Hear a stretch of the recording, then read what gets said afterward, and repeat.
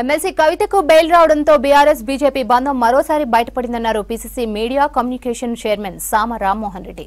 రెండు పార్టీల ఒప్పందంలో భాగంగానే కవితకు బెయిల్ వచ్చిందన్నారు. ఈ విషయం సీఎం రేవంత్ వారం క్రితమే చెప్పారని గుర్తు చేశారు.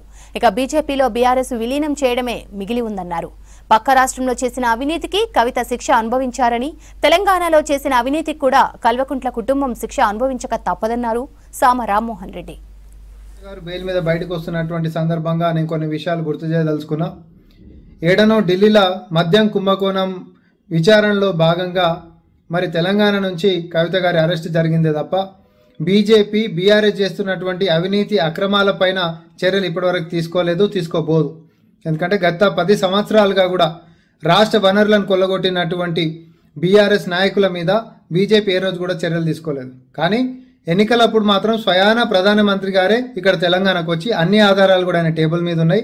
ఇది ఒక పెద్ద అవినీతి కుటుంబం అని, ఈ కుటుంబం ఎంత డబ్బులు సంపాదించిందంటే దేశ రాజకీయాలకే డబ్బులు పంపించేటంత సొమ్ము ఆర్జించిందని చెప్పి స్వయాన ప్రధానమంత్రి గారే అన్నారు.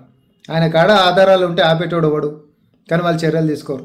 ఎందుకు అనంటే తెర వెనకాల బీజేపీ బీఆర్ఎస్ ఒకటే కాబట్టి, వీళ్ళిద్దరికీ కూడా కామన్ శత్రువు కాంగ్రెస్ పార్టీ మాత్రమే కాబట్టి, ఎన్నికలప్పుడు మాత్రమే ఈ డ్రామాలు ఆడతారు కాబట్టి. ఈ రోజుకైనా కూడా కాంగ్రెస్ పార్టీ మొన్ననే ముఖ్యమంత్రి గారు రేవంత్ రెడ్డి గారు కూడా చెప్పిండ్రు, కవిత గారు బెయిల్ మీద బయటకు వస్తారు, తర్వాత బీజేపీ బీఆర్ఎస్ ఒకటి కాబోతున్నాయి అని చెప్పి. ఈరోజు బీజేపీకి నిజంగానే చిత్తశుద్ధి ఉంటే గత పాలన మొత్తం కూడా అవినీతిమయమైనటువంటి బీఆర్ఎస్ నాయకుల పట్ల చర్యలు తీసుకోవాలి. అక్కడ ఎక్కడనో ఢిల్లీలో జరిగినటువంటి విచారణలో భాగంగా మాత్రమే ఒక కుటుంబ సభ్యురాలైన కవిత గారు అరెస్ట్ అయినరు. కానీ రాష్ట్రంలో చేసినటువంటి అవినీతి అక్రమాల మీద కల్వకుంట్ల కుటుంబం మొత్తం కూడా ఊసలు లెక్కబెట్టాల్సినటువంటి అవసరం ఉంది. ఊసలు లెక్కబెట్టబోతున్నారు అనేటటువంటి నమ్మకం కూడా మాకుంది.